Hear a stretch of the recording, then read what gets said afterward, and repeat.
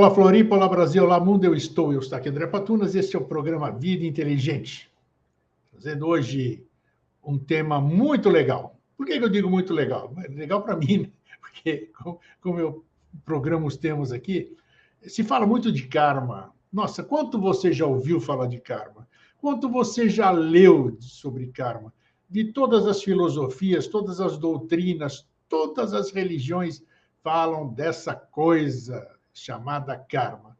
Hoje eu tenho algumas dúvidas para dirimir e ninguém melhor que eu conheça, pelo menos, né, para me dirimir isso, é o querido amigo e irmão Jean Vauelan, Rogério de Almeida Freitas, que tem as suas ideias, tem as suas posições, as quais as pessoas gostam muito, e espero que hoje saiamos todos satisfeitos e mais carregados de conhecimento. E aí, Elan, como é que você está? Olá, Eustáquio, feliz em vê-lo bem, feliz em estar de novo conectado com você. Prazer em E revê-lo. estamos juntos, saudação ao seu público, e do que eu puder contribuir, vamos continuar a fofocar sobre a vida. Vamos lá. Então, é o seguinte, quando eu estava pensando antes de você vir para a gente gravar, se fala muito do karma. Aí, quero saber, não interessa, cada um imagine do jeito que quiser, mas nós vamos dar uma outra visão hoje. A pessoa desencarnou, passou para o lado de lá, digamos assim, vamos pegar daqui numa passagem assim. Passou, vai para o lado de lá. Onde é que ela vai? Por isso que eu dei o título aí, o Tribunal do Karma. Você falou uma vez aqui, e repercutiu muito bem daquele edifício, né? Você falou do edifício lá do 7º andar, do 5º, você lembra disso ou não? Lembro, sim. Onde a turma vai ficando, ficou muito legal aquilo lá. E eu acho que tem muito a ver com o que você pode ser que você vai falar hoje. Quero saber o seguinte, outra, falam do senhor Sanat Kumara, o senhor do karma, então todo mundo desculpe, a maioria acha que existe uma pessoa, que existe um senhor, que muita gente queima papel em determinada data do ano para queimar o karma dele, encaminha para não sei quem. Qual é a história do karma, Elan? Qual é a verdade do karma? Existe alguém esperando você lá em cima com foice, com uma caneta, é um tribunal com um martelo lá para bater? Como é que vai ser a tua sequência de vida extracorpórea, vamos dizer? Bem, essa pergunta ela implica uma análise de contextos bem distintos, tá? Vamos lá. E assim, hoje não, mas o pior é que um dia existiu essa coisa aí que você está falando, desse tribunal ou alguém com. Eu imagino. Mas para a gente entender isso, é necessário fazer um mergulho muito profundo. Vamos lá. Sanat Kumara e outros senhores do karma, sentidos em tempos mais recentes, né, isso é uma construção recente. Isso não corresponde à verdade no sentido da gênese por trás do conceito do karma. Tá. Se nós formos colocar o nosso entendimento de uma maneira em que ele vá se construindo, tá? E é isso que eu vou procurar fazer desde que você ache conveniente. Eu vou lá na raiz mais remota para trazer os conceitos de karma e vou trazendo historicamente para mostrar as etapas em que esse conceito foi sendo desdobrado até chegar à concepção que hoje nós temos. Posso ir por aí? Ótimo, você comanda, pode ir.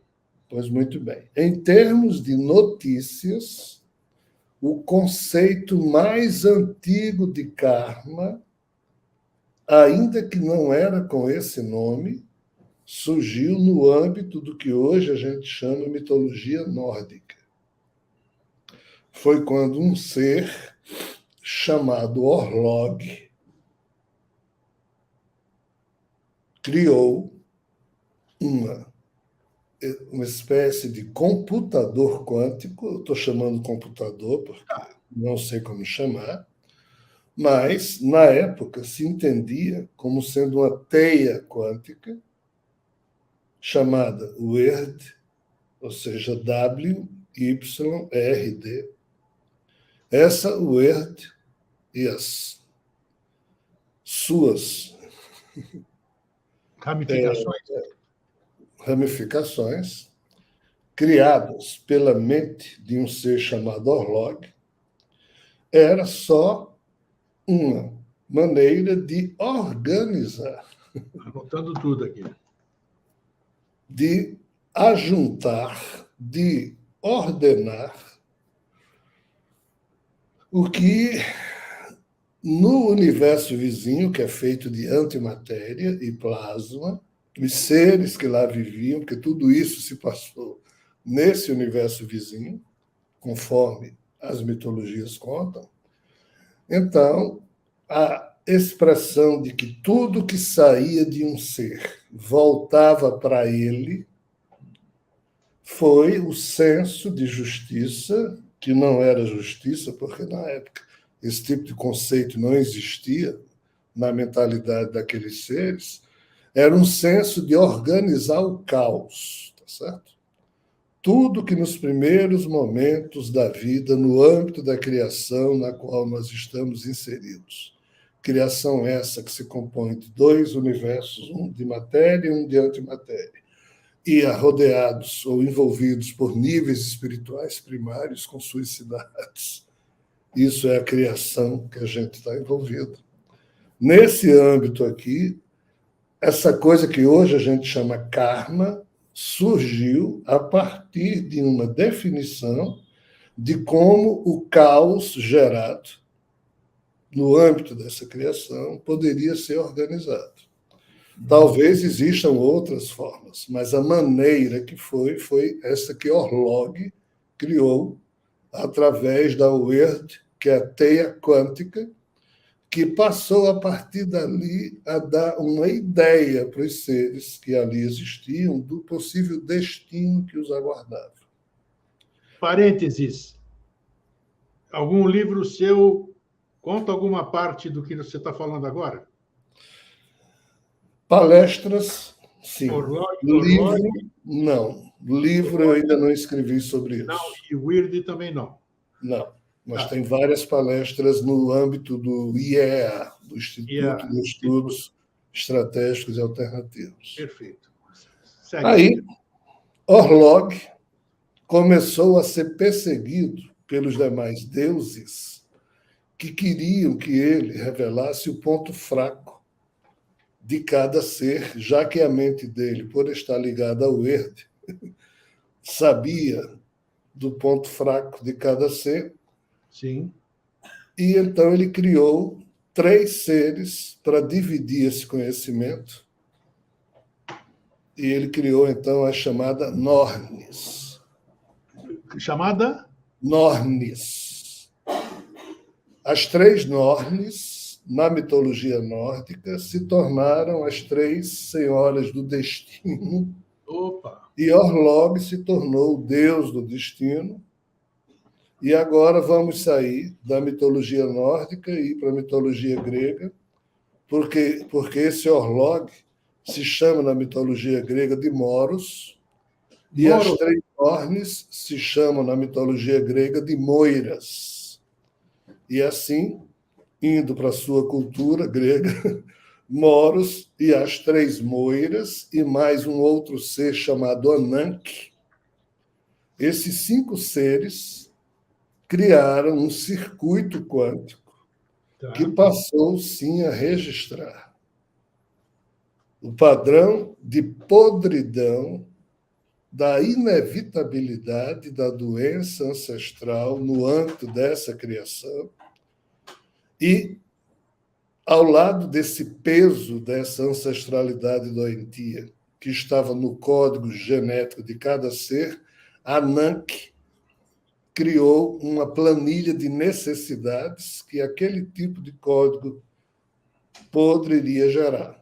Aqui surgiu o primeiro banco de informações que as moiras detinham, como sendo elas a tentar discernir o que é que um ser com determinado código iria sentir como necessidade no futuro. A partir desse ponto, a coisa sai totalmente de cena, essa configuração que eu estou lhe dizendo, e a próxima etapa que aparece nessa história já é esse processo da UERD girando, produzindo, aí a gente vai ter que sair agora da mitologia nórdica, da mitologia grega, para poder ir para a mitologia ariana, hindu, para a gente compreender e trazê-la mais próximo dos nossos valores atuais. Aí, agora, usando as expressões sânscritas da antiga língua ariana, quando essa roda, que na mitologia nórdica e grega funcionava como sendo a teia da vida, produziu as necessidades e as possibilidades de cada ser, surgiu o conceito de Varna, que é o conceito que significa um talento que aquele ser conseguiu construir no código podre que ele tinha. Ou seja, um ser herdou do Criador uma parte do problema dele, mas já tinha conseguido criar um talento, uma potencialidade. Então, Varna surge no âmbito do sânscrito como sendo o talento definidor da consciência de um ser, e sobre esse talento, a sociedade demodármica, ou seja, a sociedade demoníaca, que passou a seguir o conceito de Dharma, advindo do Varna, olhe bem, tá? Então, esses seres terminaram organizando-se em Varnas, que também significa casta. Castas, tá. Então, o Dharma surgiu como sendo o dever sagrado que um ser, por ter tal talento que fazia com que ele pertencesse a uma determinada casta, em ele cumprindo o dever daquela casta, a roda chamada Werd, ou seja, a teia da vida, devolveria para ele, já que o tema da Werd é o que sai de um ser, volta para ele. Né? Então, devolveria o bom resultado do seu cumprimento dármico. Mas, se esse ser não cumprisse o Dharma do seu Varna, ou seja, da sua casta, aí a roda da vida, a teia quântica da vida, devolveria para ele não uma coisa boa, mas sim uma falta, uma pendência que ele precisaria resolver frente à sua própria consciência e aos demais membros da sua casta. Que interessante. Então, quer dizer que as castas que são conhecidas de um monte de maneiras também, né, vamos dizer assim, eram derivadas dos talentos. Não era só a classe social, então. A classe social tinha a ver com os talentos. Com os talentos, ok. Tá. Por quê? Porque nesse ponto, do conceito de Varna, derivou o conceito de Dharma, e do conceito do cumprimento ou não do Dharma surgiu o conceito de Karma. É isso que a gente precisa compreender. Ok. O Karma não surgiu para seres humanos, não. O conceito de Karma surgiu para esses seres híbridos, algo dementados, que, ainda por serem dementados, conseguiam construir grandes talentos. Então, quem tinha a condição de ler e de memorizar e de explicar o que lia, tornava-se um Brahmani, a principal casta ou o principal tipo de Varna que na sociedade, nas tradições da sociedade Kumari Kandan, há cerca de 20 mil anos atrás, no sul da Índia, isso começou a ser aplicado. E depois, em Mohenjo-Daro e Harappa, onde hoje é o Paquistão, todo esse conjunto de princípios chamados hoje de casta foram sendo aplicados. Então, quem nascia fortão e com habilidades para as armas era um kshatriya, cujo dever de casta era defender o quê? O bem. Como o bem significava o que os brahmanes ensinavam, então o dharma de um kshatriya era defender os brahmanes, era defender o ensinamento de Brahma. Aí, ou seja, a organização da sociedade foi se dando de acordo com esses talentos. Quem não tinha nenhum desses dois talentos ia ser o comerciante ou empreendedor, ou isso ou aquilo, que é uma outra varna, uma outra casta, e a turma trabalhadora que não tinha capacidade para empreendedorismo ou a vida não permitia, ou seja lá o que for. Mas isso aqui não era uma sociedade humana. Era uma sociedade de seres híbridos, mestiços, parte humana e parte alguma coisa. Quando isso aqui fracassou, e a guerra de Kurukshetra, descrita no Mahabharata, mostra muito bem essas sociedades todas, chamadas hiperbóreas, que brigavam entre si para ver quem dominava a Terra. Quando isso aqui naufragou e o avatar chamado Krishna, que foi o último a definir os conceitos de karma, dizendo ele mesmo que tinha sido numa etapa anterior da sua expressão de consciência, ainda como Ikshvaku, antes de ser Krishna, blá, blá, blá, blá, blá, blá, blá, blá, blá. Nesse contexto, e aqui a gente chega a cerca de 5, 6, 7 mil anos atrás, o karma desses seres híbridos, os humanos já existiam nessa época convivendo com esses seres, então os humanos herdaram esse conceito. E os povos dravidianos, junto com os arianos, assumiram o conceito de karma como sendo ensinamento para os humanos também. E foi aqui, nesse ponto, que as últimas definições do que mais tarde Blavatsky, no século XIX, na viagem que fez para o Oriente, recolheu e trouxe esse conceito, até então desconhecido na Europa, para o âmbito da Europa, ao mesmo tempo em que Kardec estava também no século XIX. Eu ia perguntar dele, exatamente. Fazendo a codificação dos espíritos e dizendo claramente que a lei de ação e reação, causa e efeito, era o que definia a roda da vida, fazendo claramente a distinção de que a semeadura era livre, mas a colheita era obrigatória, estava dizendo a mesma coisa que Moros, que Orlog, que Krishna, todo mundo. Okay. Então, o fio do novelo que liga, tá certo? O conceito que hoje nós fazemos de karma, a sua gênese mais remota é essa aqui que eu tracei para vocês. Só que, no meio do caminho, existia uma pedra, como diz Drummond. Opa!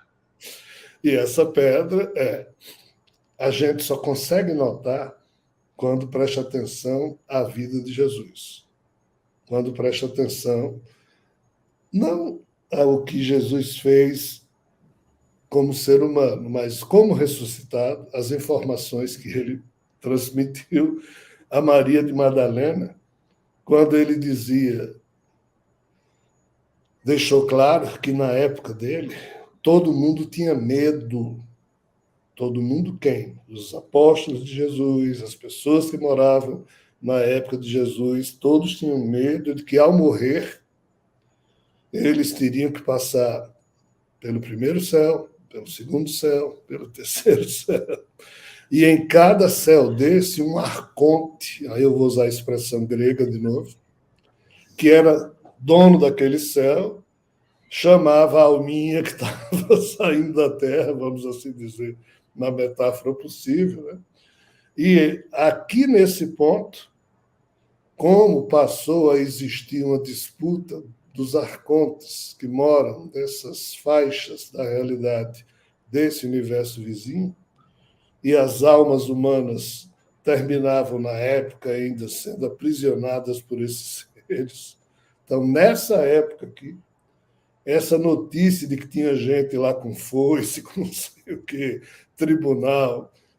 E isso, o próprio Jesus, conversando com o seu irmão Tiago, em um dos muitos livros chamados Apócrifos, o Apocalipse de Tiago, Tá. ele dizia: Tiago, de fato, existem arcontes nos céus que envolvem a vida na terra, mas fique tranquilo que quando chegar a hora da sua morte, eu vou dizer o que você precisa explicar em cada portal, caso você seja parado por algum arconte.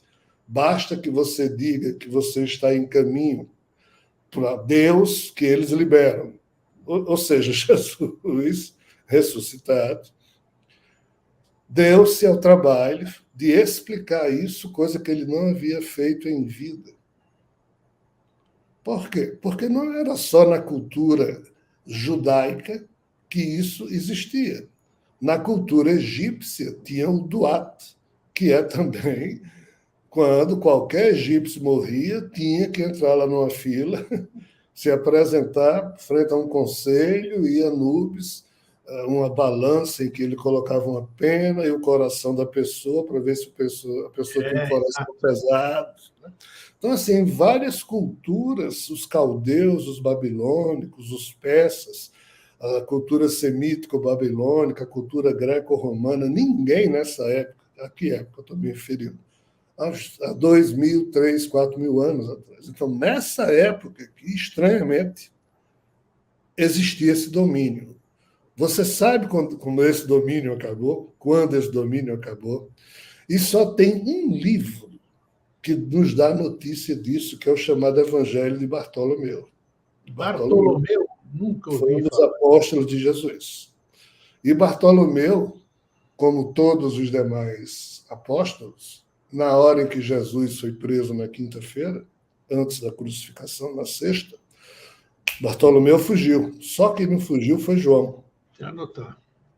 E Bartolomeu, então,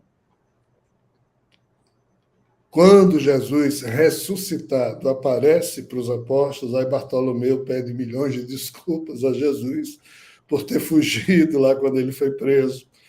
Aí Jesus diz: tá, Bartolomeu, não esquente não. Aí ele diz: mas mestre, eu tenho uma pergunta para lhe fazer. Pois não. Olha, quando você foi preso, eu fugi, mas eu fiquei escondido a uma certa distância da cruz. E eu vi seu corpo lá preso na cruz. Ao seu lado estavam os dois, fulano, né, Gestas e Dimas. Mas teve uma hora, mestre, que eu olhei para a cruz e seu corpo sumiu. Aí eu esfreguei meus olhos na minha túnica, voltei a olhar, você ainda não estava na cruz. Depois eu olhei novamente, você tinha voltado para a cruz. Para onde é que você foi?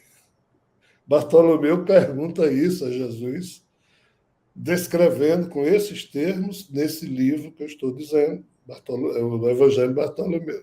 Sim. Aí Jesus diz para Bartolomeu: feliz de ti que conseguiu ver a minha saída da cruz, porque, de fato, antes de eu me consumir, antes de eu consumar a minha condição humana, eu dei 500 passos para dentro da terra, para ir até os domínios de Reis e Belial, que haviam feito um pacto para reter nos seus domínios as almas do patriarca Adão e da geração de Adão, de Sete, Enos, Cainã, Malalahel, Jared, não de Enoque, não de Matusalém, porque eles não teriam conseguido pegar de Enoque e Matusalém, mas até Jared, a turma lá estava presa, e depois de Noé também.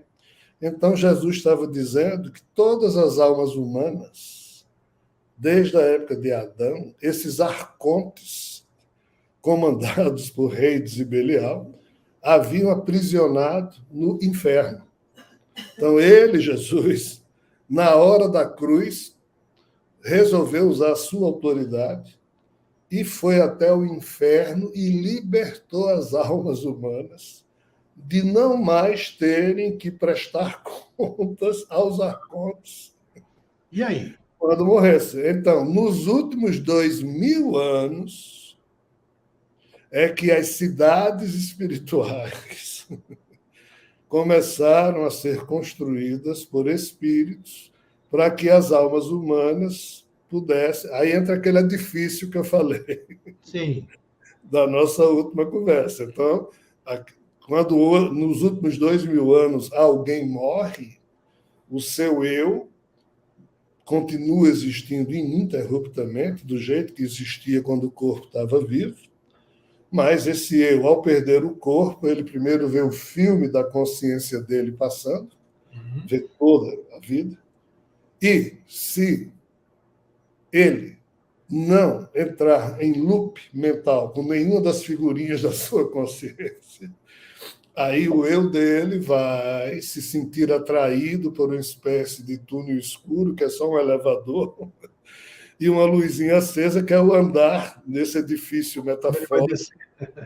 Então, ele vai para aquele lugar, andar da espiritualidade, e lá chegando, ele se sente pisando em alguma coisa, tem um chão, ele olha para cima, vê um firmamento, ele olha ao lado, vê uma horizontalidade, começa a perceber outros amigos espirituais que ali o vêm receber.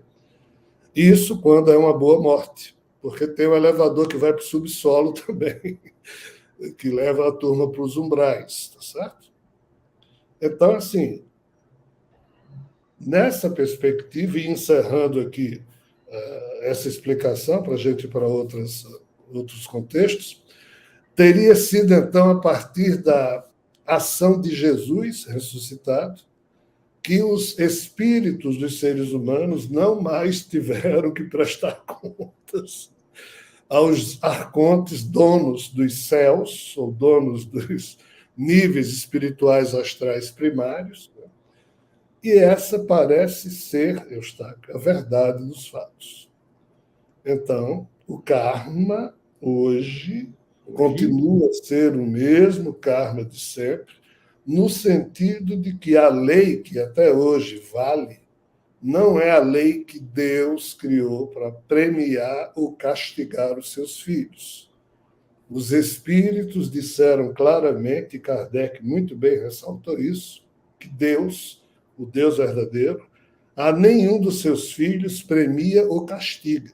Claro. Pois em tendo dado a cada um deles a semente da sua divindade, que é o corpo átmico presente na consciência espiritual de cada um de nós, cedeu também, transferiu também para cada consciência a responsabilidade de optar, de fazer as suas opções, e ao fazer as opções, o ser aciona os mecanismos das leis de causa e efeito, ação e reação, que é a tal herde, que é a tal roda do karma, atendo, e de acordo com a semeadura você colhe. Isso é o karma. Mas não é um tribunal julgando e não é ninguém batendo com martelo na sua cabeça, nem mandando você ir para ali ou para acolá. É a velha teia, o herde, funcionando. E dentro dessa organização, a erraticidade foi criada, e os processos são automáticos dentro das possibilidades. A espiritualidade ela não é democrática. Aqui, eu e você, ou qualquer ser humano, pode viajar, nem que seja andando a pé de uma cidade para outra, ou de carro ou de avião. Sim. Na espiritualidade, as coisas não são desse jeito. Não tem viagens entre uma cidade e outra, entre um nível e outro. Tem deslocamento programado e organizado, senão não flui, não funciona. Por quê? Porque aqui a gente, dentro dessa faixa, a gente vai para onde a gente quer. E pode, na espiritualidade, você pode querer o que você quiser. Você não Livre-arbítrio é um atributo humano, vamos dizer assim? Isso. Na espiritualidade, você fica cativo do padrão, do núcleo espiritual ao qual você está cativo, ao qual você pertence. E você não pode diferenciar muito daquele padrão sob pena de pôr os alicerces da espiritualidade em algum nível de instabilidade. Então, na espiritualidade, existe um fluxo muito grande, mas todo organizado, no andar de cima. Nos andares de baixo, é um Deus nos acuda.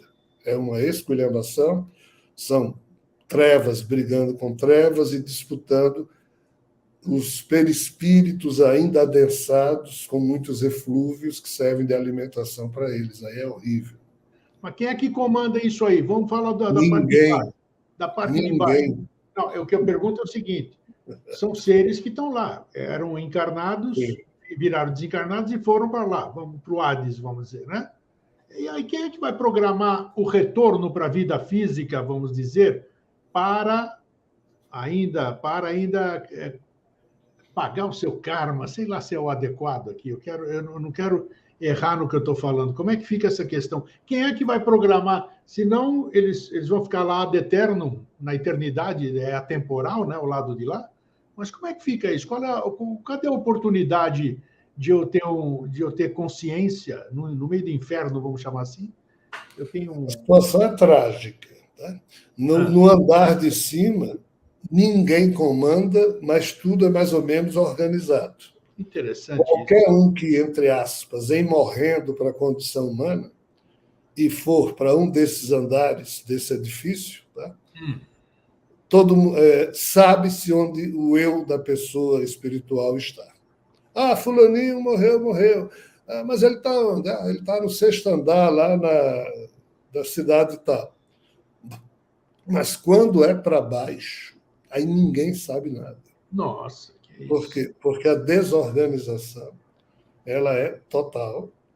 Por quê? Porque são esses arcontes e filhos ou descendentes desses arcontes e brigando.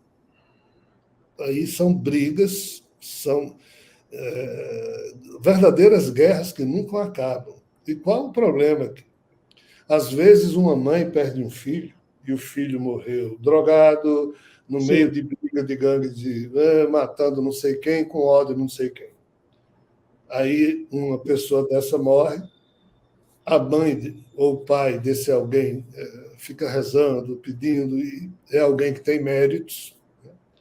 Só que esse espírito, ou melhor dizendo, o eu desse ser humano, quando o corpo dele morreu, aí não tem filmezinho de consciência passando, ele já é ali mesmo agarrado por outras figuras muito densas, e é um negócio muito desagradável, e ninguém sabe, para o nível inferior desse subsolo, para onde ele é levado. Caramba. O que é que acontece? O único trabalho que de fato acontece na espiritualidade inferior é feita por equipes que nós hoje relacionamos aos trabalhos de Umbanda, de Candomblé. Porque assim, espírito chique, kardecista, ele não consegue entrar nos umbrais. Mas os preto velhos conseguem. Que às vezes é um espírito muito evoluído, mas perispiritualmente ele se mantém na condição de preto velho. Sim. Por quê? Porque falanges de pretos velhos, eles mergulham nesses níveis, porque assim as trevas não se incomodam quando vêm 2 ou 3 velhinhos andando por lá, porque não representa nenhum perigo para eles. Há um quê de demência nisso. Mas se é alguém chique ou armado lá embaixo, aí a porrada come. Mas quando são alguns velhinhos andando ali, as trevas não prestam atenção. E às vezes esses velhinhos estão ali andando Pode resgatar alguém. A prece da mãe de fulano que está desesperada e pedindo para que o filho dela seja ajudado. E tudo que a falange que opera nesses níveis sabe é que o filho dela, o espírito do filho dela, está lá embaixo, mas ninguém sabe aonde. Sim. E se ainda está sendo viciado por forças negativas ou se, depois de ter sido ultrajado, já foi largado e está lá meio que espiritualmente implodido.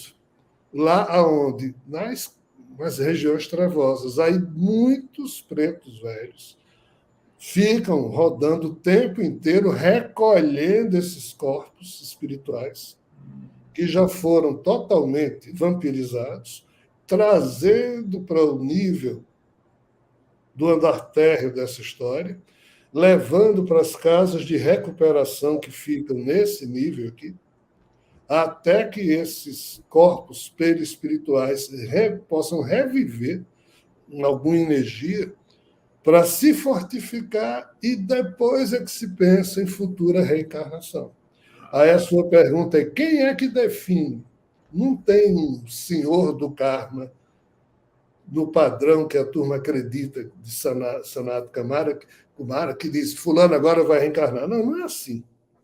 São famílias espirituais, são núcleos espirituais.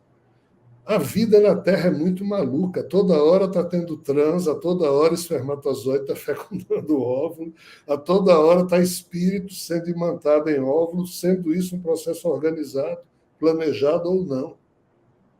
Então, o trabalho é constante e não se dá conta, não. Ninguém consegue dar conta. Então, a maioria dos nascimentos que acontecem ao léu. É um homem com uma mulher que se encontram aí num bar, transa, um está drogado, o outro também. Você falou, isso aí impressionou muita gente, porque ninguém tinha ideia. Quer dizer, você está ali, um ser da ocasião, como você disse, né? Você vai numa zona de meretriz ou acontece no bar, quer dizer, não tem nada programado, né? E quem está por perto, você disse numa conversa anterior nossa, quem está por perto... Um deles é o que mata. Nossa, sem a menor relação de afinidade com a mãe nem com o pai. Que é isso, né? Aí fica... Então, assim, a maioria, ou boa parte, acontece assim. Não é programado. Então, isso não é questão de karma, é bagunça mesmo. Aí é como a gente vê, quando a gente vê que a fé em Deus que as pessoas têm, ela é um pouco ingênua, entendeu? Porque todos nós achamos que Deus está por trás de tudo, e não é bem assim. Na verdade, não é assim. Mas a gente, no nosso imaginário, prefere imaginar que é assim para poder passar melhor. Mas, ao mesmo tempo, a gente termina colocando nesse Deus, ou nesse conceito de Deus que a gente faz, todo tipo de esquisitice e de corrupção. Tudo. Imaginando que ele é o financiador disso tudo que acontece, que seria de uma incompetência, de um péssimo gosto e mesmo de uma injustiça sem tamanho, porque tem gente que nasce bem, tem gente que nasce já ferrado para ser ferrado.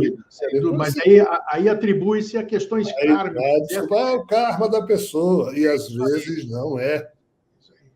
Esse é o drama da história, há de tudo. Então, é um assunto, sabe, Eustáquio, que muito, muito mesmo, é muito importante. Quanto mais pessoas estudarem isso, darem as suas opiniões, construírem... Tem que ter fonte fidedigna, né, Elan? Isso que nós estamos discutindo aqui hoje. Qual é? Porque se continuar acessando a internet, acessando a teoria de cada um cria uma alternativa, vamos dizer, um achismo, e achismo não vai levar para lugar nenhum. A coisa é complexa, como você acabou de dizer. Imagine, então, você estudar ou tentar definir algo tão difícil assim, sem ter uma fundamentação, né? Nós temos esperança ou não? Que esperança a gente pode passar para as pessoas? Que esperança quer dizer, eu vou desencarnar, eu vou para um desses andares, né? Não tem ninguém comandando, existe uma coisa meio que automática. Então, quer dizer, a turma fica, as pessoas ficam sem rumo, já estão sem rumo no plano físico. Não deveria, porque assim, as religiões nos deixaram sem rumo, mas é simples a compreensão disso. Vamos lá. Para além do karma, a maior força que existe é da dignidade, pessoal. Da dignidade, pessoal. Dignidade, ok. Se você, ao longo da sua vida, se preocupa em ser digno, isso não significa necessariamente ser religioso. Não, claro. Ser digno é ser alguém que tem conceitos supremos que norteiam o seu psiquismo e você haja de acordo com esses conceitos e se cobre o tempo inteiro se você está tentando ser digno.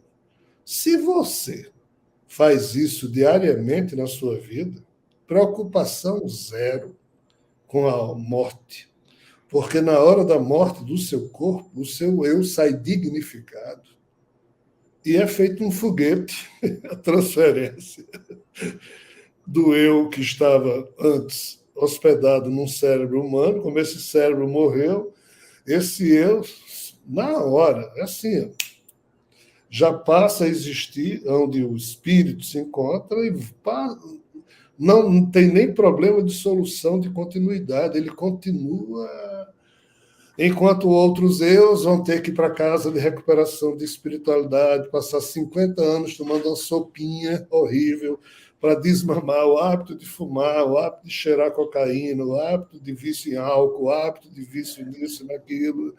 Isso ainda está bom. O ruim é quando você faz mal a outras pessoas e a turma das trevas lhe pegam. Aí aqui a desorganização é total. Mas quando você, crendo ou não crendo em Deus, é alguém que sabe que está tentando ser digno, quando você acende a luz da sua consciência, acabou-se o problema kármico. Por quê? Porque a pulsação que sai da condição humana de um cérebro cujo eu nele constrói as mais belas pontes sinápticas de preocupação com a decência, com a prática do bem, com o exercício do bem, esse corpo morre e esse eu se eleva a uma condição espiritual maravilhosa, está além do karma. Mas não é mais uma questão de jogo. Tá. Existe um conceito sânscrito chamado Anjavan, que eu falo muito no mental. Anjavan?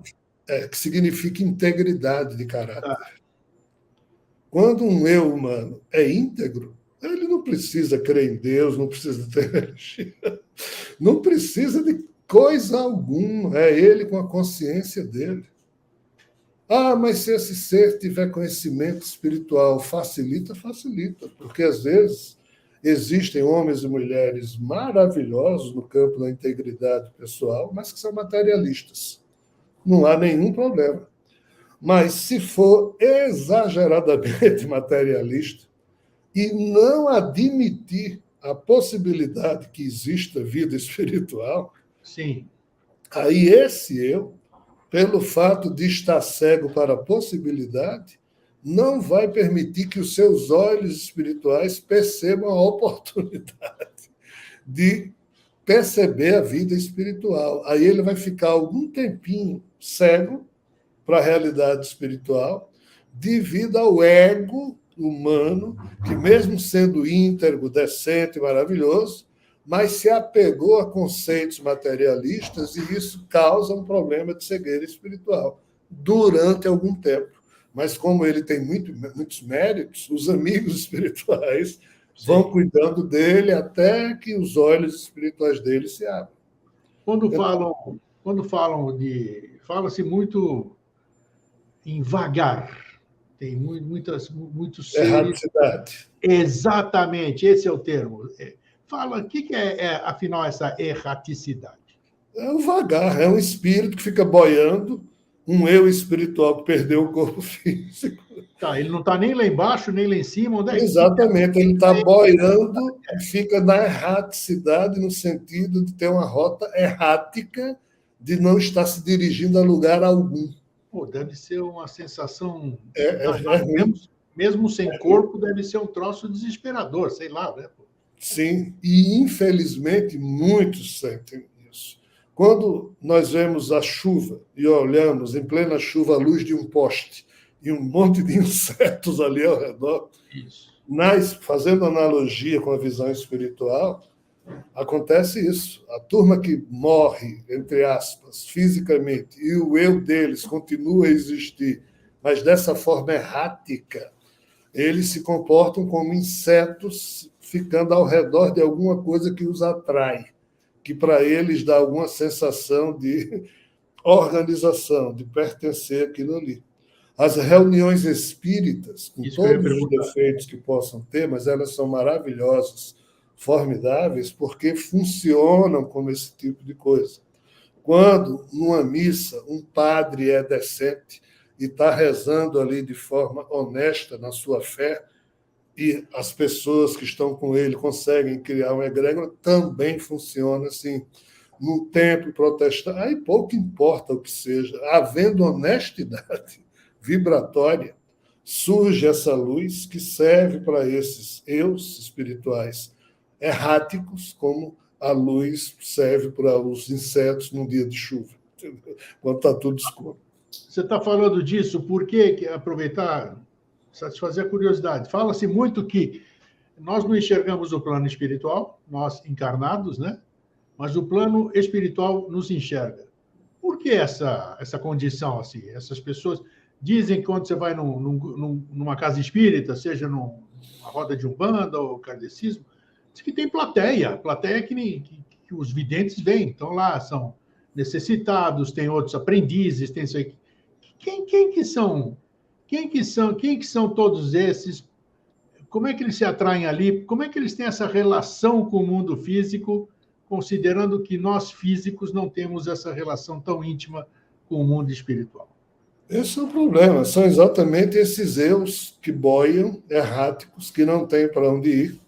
E na hora em que uma reunião de umbanda, de candomblé, que são reuniões que são realizadas na expressão mais primitiva, onde o amor pode se expressar.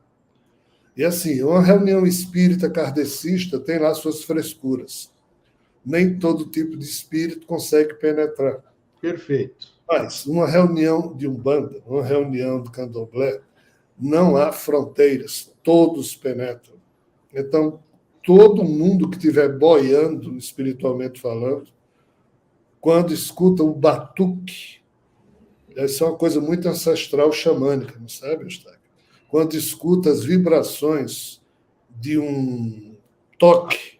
Atabaque, né? Os atabaques.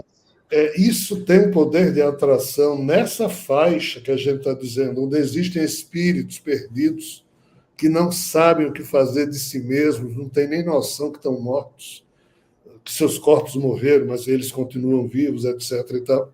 Então, assim, essas reuniões realizadas nesse padrão são as mais importantes, no sentido de organizar o esgoto,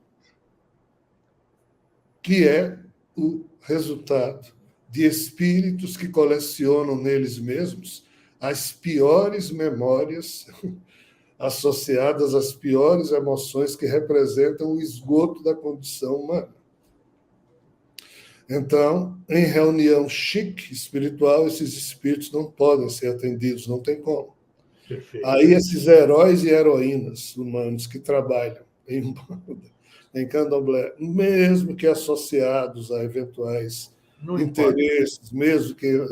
Mas aqui acontece esse encontro na base mais profunda, vamos dizer, dessa pirâmide existencial. Aí aqui a turma perdida se encontra em torno de uma reunião dessa.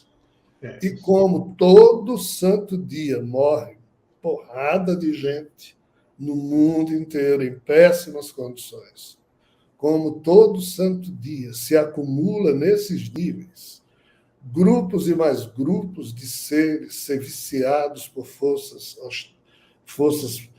trevosas, poderosas, e como, infelizmente, nós vivemos num tempo em que a maldade se horizontaliza com facilidade e domina o rebanho, e o bem quase não existe, ele é muito pontual, então nós estamos vendo o pior período de acúmulo das forças mais degeneradas e deletérias. E só quem limpa isso são as reuniões de Umbanda e Candomblé. Aí você chegou também num aspecto importantíssimo. Fala-se muito, tudo fala-se, né? Regeneração, planeta de regeneração, que isso aqui é expiação, não importa. Mas a gente sabe que tudo evolui, né? Essa turma que está indo embora, qualquer pessoa, não vou julgar qualquer pessoa, que vai embora. Já existe um processo seletivo nem sei se é o termo apropriado. O planeta ele vai se modificar energeticamente. Quer dizer, se eu sair daqui hoje e for para Marte, eu vou morrer, porque eu não consigo respirar a atmosfera de Marte.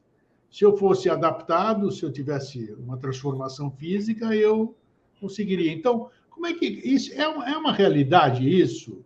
ou está vindo tudo que é tranqueira para cá, porque dizem que é fim de ciclo, está reencarnando aqui quem tem que vir. E que história é essa, Elan, afinal? Muita informação, muita maionese, sei lá como é que eu posso dizer. Que orientação você pode dar? Ou então, que luz você pode dar para as pessoas terem uma ideia do que possa estar acontecendo?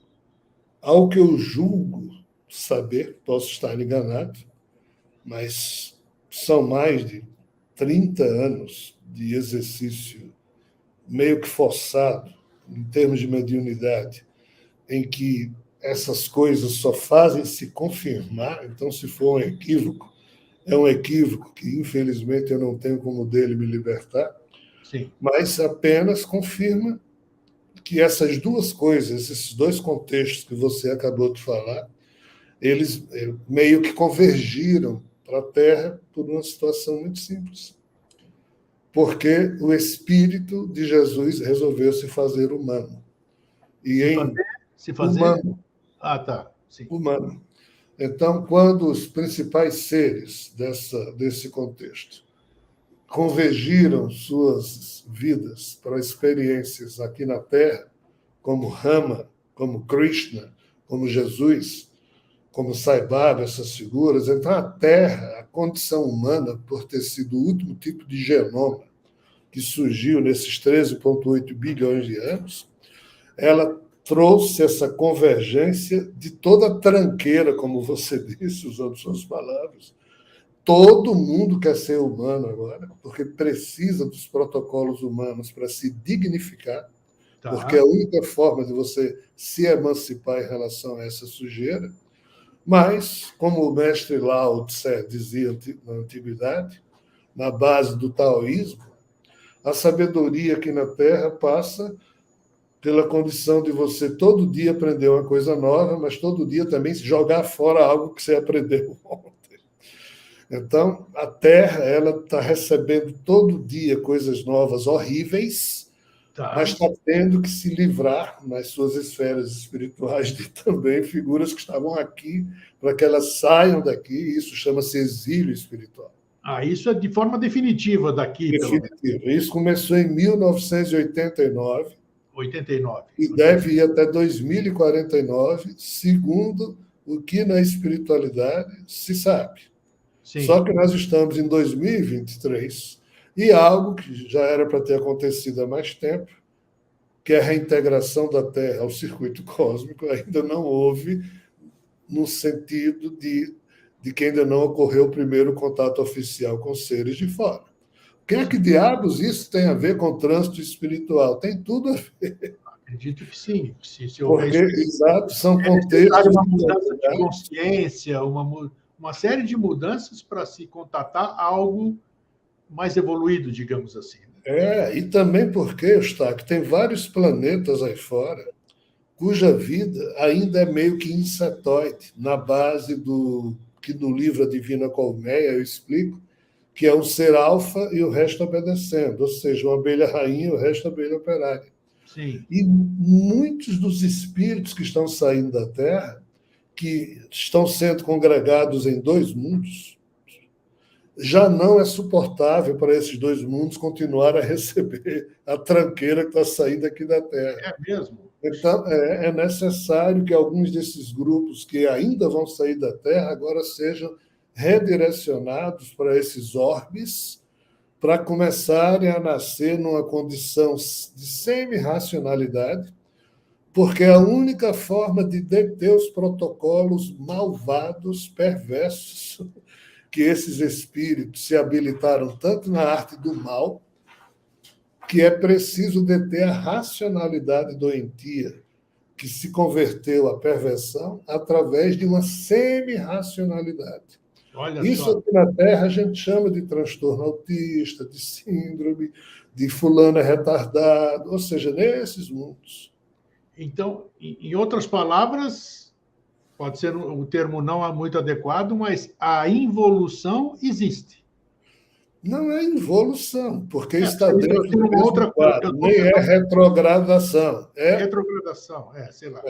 É assim, é alguém que teve liberdade de semear, só aí que você semeou mal, Aí está colhendo a merda que fez. Tá, tem razão. Eu já fui livre, você me prendeu agora, mas a minha inteligência continua a mesma, tá aí.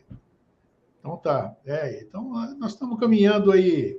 É bom O que a gente... chamado retardamento mental, ou a Isso. antiga idiotice clínica, como Kardec chamava na época da codificação do Livro dos Espíritos, não tinham palavras chiques como hoje nós temos, conceitos clínicos no campo da psiquiatria, da psicologia.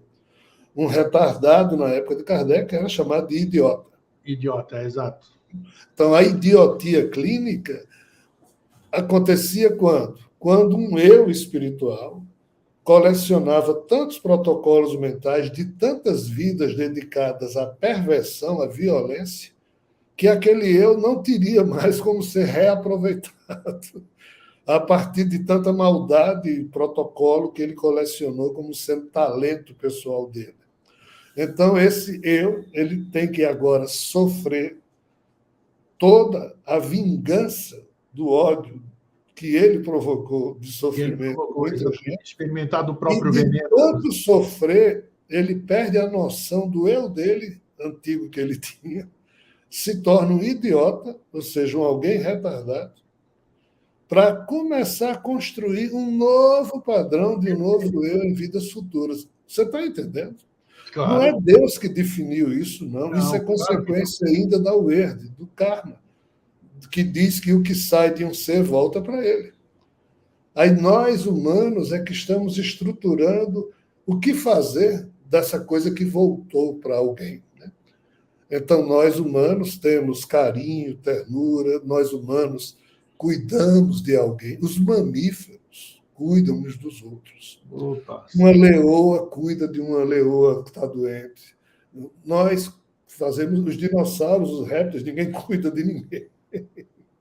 É verdade. Mas nós, os humanos, aprendemos com os mamíferos a fazer isso. Então, por isso que nós somos a joia da coroa da vida. É uma pena que a Igreja Católica tenha transformado os humanos na doença da vida, porque nós somos a solução para os problemas que esse tipo de vida apresenta como herança de um criador doente. Olha, eu gosto de conversar com você porque você não fala para agradar, entendeu? Isso é bacana. Nós estamos num momento que nem você conversa com seu filho, a gente quer ser carinhoso com o filho e tudo isso aqui. Existem maneiras, não sei o quê, mas não tem jeito. Quando não tem jeito, você precisa falar a verdade para a pessoa, dar um chacoalhão mesmo. Vai dar esperança onde não tem. Você vai morrer, você vai para o paraíso, como te prometem, ou você vai para a cidade espiritual maravilhosa, vai estar os amigos tudo de branco lá te esperando. Então, eu gosto de conversar com você porque você passa uma realidade a sua realidade é lógica, do ponto de vista, cada um vai discernir aqui, o que vai aceitar do que o Elan falou, vai imaginar, vai tentar. Mas é isso, não adianta dar coisinhas fantasiosas. Nós já temos muita coisa fantasiosa, então nós temos que ser questionadores, nós temos que ser chocantes. Você falou da questão de Deus. Eu não, infelizmente, toda vez que eu adoro futebol. Quando entrevisto o cara lá no intervalo, ele falou: primeiramente, quero agradecer a Deus. Pô, cara, Deus está lá em cima, torcendo para você, está lá olhando no teu campo para tua. Pô, então são coisas que a gente, respeitando a fé de cada pessoa, mas é a idiotização, como você está falando há pouco. Né? Então você tem que entender isso. Com suas considerações finais, senhor Rogério de Almeida Freitas, depois da nossa... Os materialistas costumam brincar dizendo que quando uma pessoa delírio é só um maluco, mas quando várias pessoas deliram, a gente dá o nome de religião. Né? Mas infelizmente é. Infelizmente a gente precisa refletir sobre isso, porque o mau uso que a gente está fazendo de Deus, do nome dele, do conceito de Jesus, é uma vergonha. Então a gente precisa refletir sobre isso. Eustáquio, obrigado. A turma aí que se congrega com você na tua audiência, o meu abraço, a minha gratidão, o meu pedido de desculpas, porque Não, é isso aí. Aqui é a autenticidade. Agora cada um discirna, faça o que quiser. Meu querido mais uma vez, eu agradeço a oportunidade de ser útil, meu irmão. Muito obrigado. Eu também. Um forte abraço e até a próxima oportunidade. Tchau, tchau. Tem gente brava com a gente? Tem. Ah, não sei o quê. Não importa, não importa. Vamos pensar, a gente faz o nosso papel, cada um agora vai buscar a sua verdade, pega o que é bom, joga fora o que não é aproveitável na sua opinião e vamos tocar em frente. Vamos tocar em frente, que eu estou cheio das dúvidas. Maria. É isso aí. Fraterno abraço e um feliz sempre. Tchau.